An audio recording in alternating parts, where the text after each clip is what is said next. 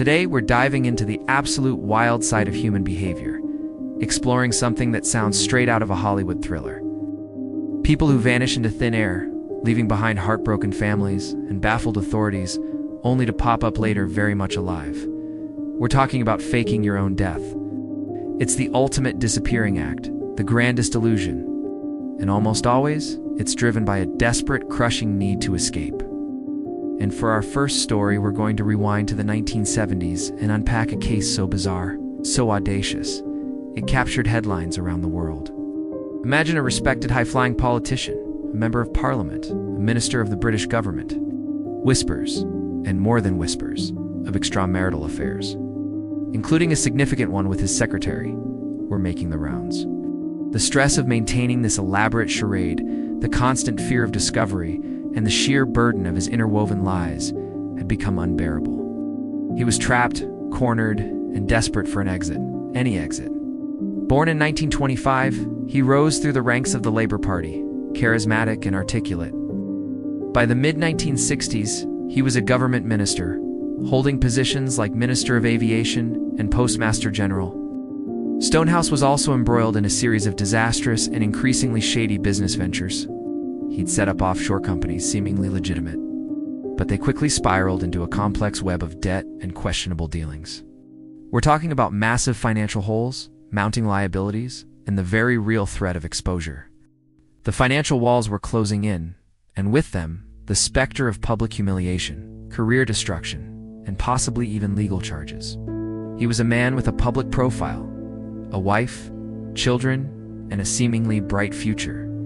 He rubbed shoulders with prime ministers and seemed destined for even higher office. He was, by all accounts, a pillar of the establishment, a voice for the people, just gone. Swallowed by the ocean, seemingly. This is the incredible, bewildering, and ultimately tragic tale of John Stonehouse.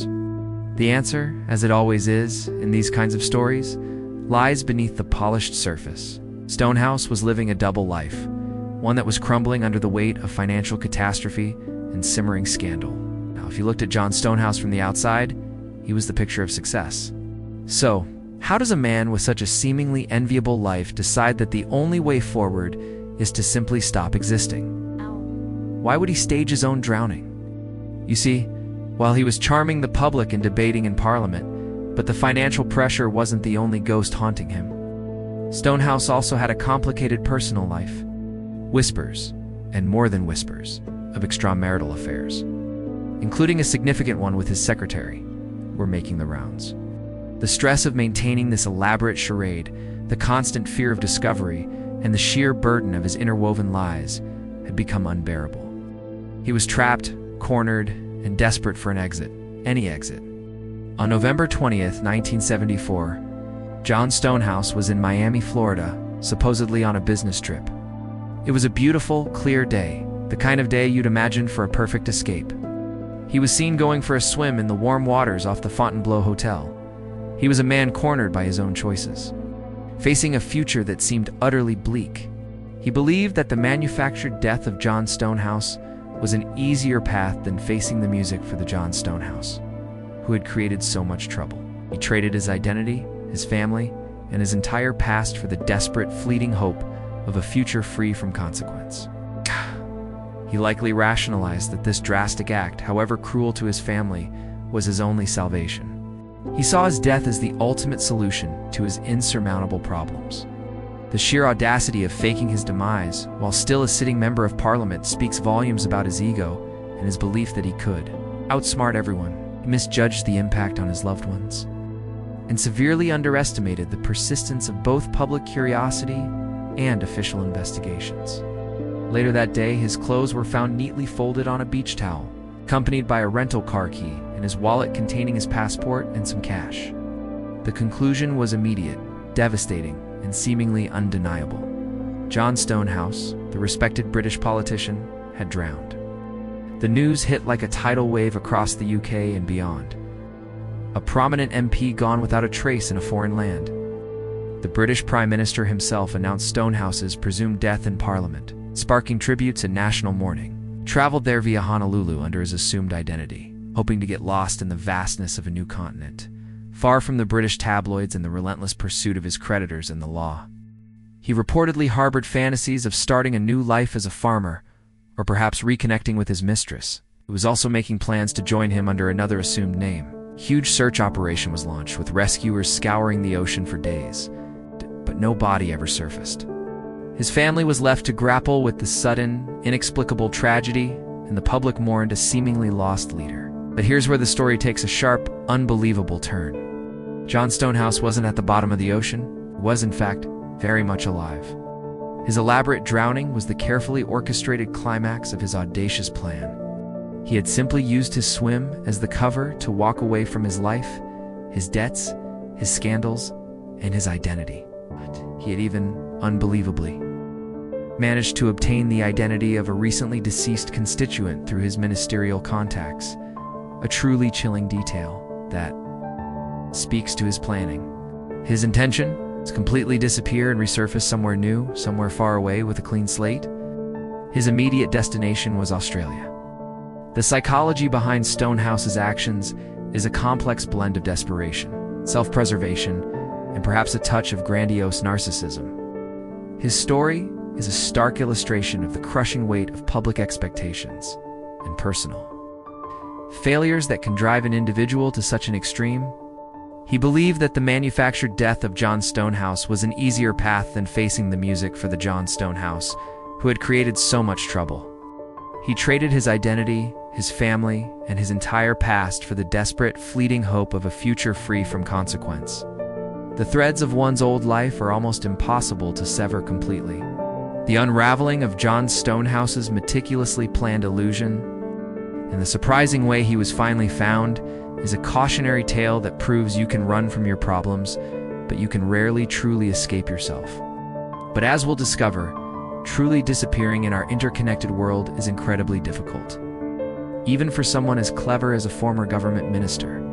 We've seen how a British politician tried to vanish under the cover of a fake drowning. Now we're going to fast forward a few decades and explore a case that traded ocean waves for high-flying theatrics, involving a man who thought he could outsmart everyone by literally jumping out of his problems at 2,500 feet. Get ready for the incredibly cinematic, yet utterly desperate, story of Marcus Schrenker. His financial empire wasn't built on savvy investments. It was built on fraud. Schrenker was facing a torrent of legal and financial woes. Clients were suing him, alleging he had ripped them off for hundreds of thousands, if not millions of dollars. Search and rescue operations immediately scrambled. Authorities launched a massive search for the downed plane and the pilot, assuming the worst. The media jumped on the story of the missing financial advisor.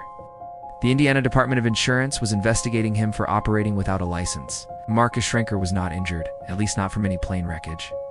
Instead, he had meticulously planned every detail. He rigged the plane to fly on autopilot, intentionally leaving it to crash harmlessly elsewhere.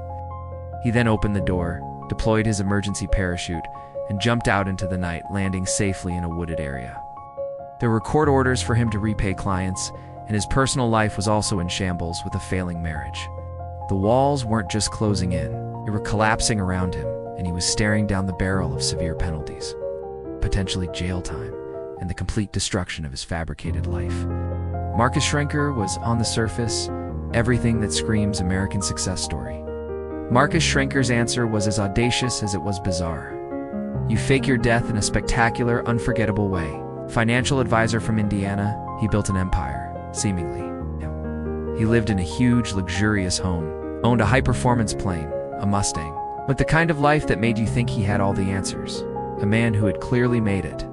This wasn't just any flight. It was the stage for his elaborate vanishing act.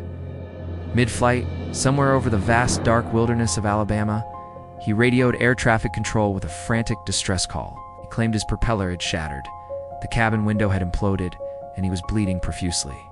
He sounded panicked, injured, telling controllers he was going to deploy his emergency parachute and bail out. The transmission then cut out. His clients trusted him with their life savings, believing he had the Midas touch. But just like John Stonehouse, Marcus Schrenker's polished exterior hid a rotting core. So, how do you escape an entire life of lies and impending legal doom when everyone knows who you are and what you've done? On January 11, 2009, Schrenker took off from an airfield in Alabama in his single-engine Piper Malibu plane. The immediate assumption, of course, was that Marcus Schrenker's plane had crashed, and he was either dead or in grave danger in the frigid, dark wilderness below. But this was no accident. The propeller was fine. The window was intact. And Marcus Schrenker was not injured, at least not from any plane wreckage. Instead, he had meticulously planned every detail. He'd rigged the plane to fly on autopilot, intentionally leaving it to crash harmlessly elsewhere. He then opened the door, deployed his emergency parachute, and jumped out into the night, landing safely in a wooded area. He left a trail that was meant to point to his death. The authorities quickly pieced together the missing parachute and the strange flight trajectory. His bizarre behavior at the Walmart and motel were tracked. It highlights just how difficult it is to truly disappear in our modern, hyper-connected world. His story serves as a vivid illustration of how desperate people can become, and the dramatic, often absurd lengths they will go to try and escape a life they can no longer face. But as we've seen, the fantasy of a clean slate rarely matches the harsh reality of living a lie. Even the most meticulously planned deceptions often leave subtle trails, digital footprints, or physical clues that investigators can piece together.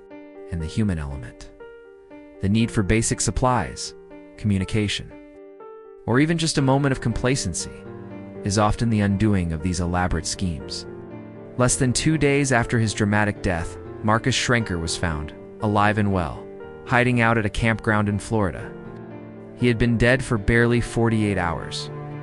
He had actually staged a small, controlled explosion inside the cockpit before bailing out, just enough to make it look like a catastrophic failure when the plane was found. He was a fraudster, used to deceiving people, and he likely believed his elaborate plan was foolproof. His desperation to escape his financial and legal woes was so overwhelming that he truly believed a staged death, involving a real plane crash and a parachute jump, was a rational solution. It speaks to a deep sense of entitlement and a complete disregard for the emotional havoc he caused his family, who genuinely believed he was gone. He had a motorcycle hidden in the woods near his landing site. He retrieved it, drove to a nearby Walmart, where he bought some supplies and clothing, and then checked into a motel under an assumed name, paying cash. He was probably congratulating himself, thinking he was finally free. But the biggest clue he left behind wasn't in the plane's wreckage. It was what wasn't there. When searchers finally located the plane, crashed several miles away, they found the emergency parachute missing. This was a huge red flag. No pilot, especially one trained, leaves their emergency chute in the plane when they bail out. Schrenker, believing he had pulled off the perfect ruse, then executed the next steps of his escape plan. But his freedom was incredibly short-lived. The psychology of Marcus Schrenker is fascinating because it showcases extreme arrogance and overconfidence. Unlike John Stonehouse, who managed to stay missing for weeks, Schrenker's plan unraveled almost immediately. Marcus Schrenker eventually pleaded guilty to several charges related to his fraud and fake death. He was sentenced to a significant prison term. His story serves as a vivid illustration of how desperate people can become, and the dramatic, often absurd lengths they will go to try and escape a life they can no longer face. But as we've seen, the fantasy of a clean slate rarely matches the harsh reality of living a lie. We've seen a politician escape financial ruin and a financial advisor pull a plane-jumping stunt. This next story shows us that sometimes the most intimate relationships can become the stage for the most profound betrayal. This is the story of Raymond Roth, how a son's love and suspicion ultimately brought his father's elaborate lie crashing down. Raymond Roth was a man in his 40s from Long Island, New York. On the surface, perhaps not as high profile as a British MP or a wealthy financial advisor. But like many who choose this desperate path, Roth was facing significant financial difficulties, had an apartment, a family, and seemingly a normal life. So, the why for Roth was clear: money. It was the lure of a fresh start, not from jail, but from the crushing weight of bills and financial obligations. But unlike the previous cases we've discussed, Roth's plan involved a devastating level of personal betrayal. He didn't just vanish. He dragged his own son, Jonathan, into the heart of his deception. The distress call he made to 911 had been at his father's instruction, a chilling prearranged performance. Jonathan would later recount how his father had actually directed him to call 911 before he even entered the water, and how he had seen his father swimming parallel to the shore out of sight before he was supposed to vanish. These details, small at first, began to gnaw at him. On July 28, 2012, Raymond Roth and his son Jonathan drove to a beach in Long Island. What happened next, according to Jonathan's initial account, was a sudden, terrifying incident. Raymond allegedly went for a swim, disappeared into the ocean's strong currents, and never resurfaced. Jonathan immediately called 911, frantic and distraught, reporting his father missing, presumed drowned. His father's behavior leading up to the drowning had been odd. There were unexplained requests, unusual conversations. Then came the phone calls, supposedly from a friend of his father's, making strange requests, trying to get information about the insurance policy. These calls were unsettling, and they didn't quite add up. The alarm was raised, and a massive search operation was launched. The Coast Guard, local police, fire departments, and volunteers scoured the waters and the shoreline. The news spread quickly. A father lost at sea, a son left distraught on the beach. It was a harrowing scene, an agonizing wait for a body that never appeared. Raymond Roth was presumed dead, a victim of the unforgiving ocean. For his family, the grief was raw, public, and seemingly absolute. But while the world mourned, something started to feel off to Jonathan. The initial shock of his presumed death started to fade, replaced by a growing, unsettling suspicion. Jonathan began to notice other strange things. His father's behavior leading up to the drowning had been odd. There were unexplained requests, unusual conversations. Then came the phone calls, supposedly from a friend of his father's, making strange requests, trying to get information about the insurance policy. These calls were unsettling, and they didn't quite add up. The turning point, the moment the elaborate charade began to truly unravel, came roughly a week after Raymond Roth's supposed drowning. Jonathan, still processing his grief and suspicion, discovered something that shattered his world. A crucial credit card transaction. But the revelations didn't stop there. Further investigation, spurred by Jonathan's bravery in coming forward despite the personal cost, revealed more damning evidence.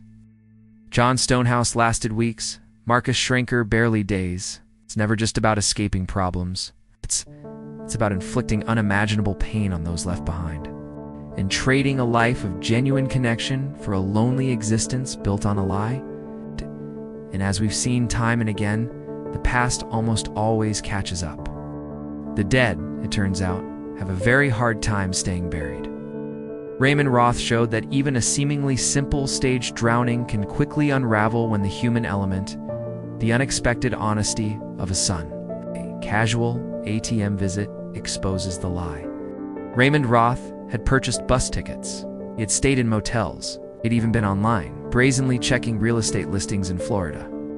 His supposed death was nothing more than a meticulously crafted, cruel deception, designed to defraud the insurance company and escape his debts.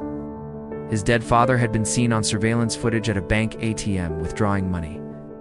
Alive. This single piece of evidence was monumental, confirmed Jonathan's worst fears and validated his growing doubts. Raymond Roth was eventually found, not at the bottom of the ocean, but alive and well in South Carolina. He was arrested and charged with insurance fraud and conspiracy. For a parent to involve their own child in such a cruel and elaborate lie, forcing them to genuinely grieve a non-existent death, speaks to an extreme level of self-interest and a chilling disregard for the emotional well-being of others. Roth's motivations were clearly financial, but his method of achieving it created deep, lasting trauma for those closest to him. It highlights how the desperate pursuit of money can warp moral compasses and sever the most fundamental human bonds. He completely underestimated the power of a son's innate connection and the guilt that would eventually drive Jonathan to expose the truth. The emotional aftermath for his family, particularly his son Jonathan, was immense. Jonathan had been complicit, albeit under duress, in his father's scheme, and then had the agonizing task of exposing the truth, shattering his family's perception of his father, and facing his own legal consequences for his initial involvement. The psychological dimension of Raymond Roth's case is particularly poignant.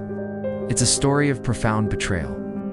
In a world increasingly connected by digital trails, surveillance cameras, and fast communication, the fantasy of simply disappearing is harder than ever to achieve. These three stories, from the high-flying politician to the desperate father, are a stark reminder of the ultimate cost of a faked death.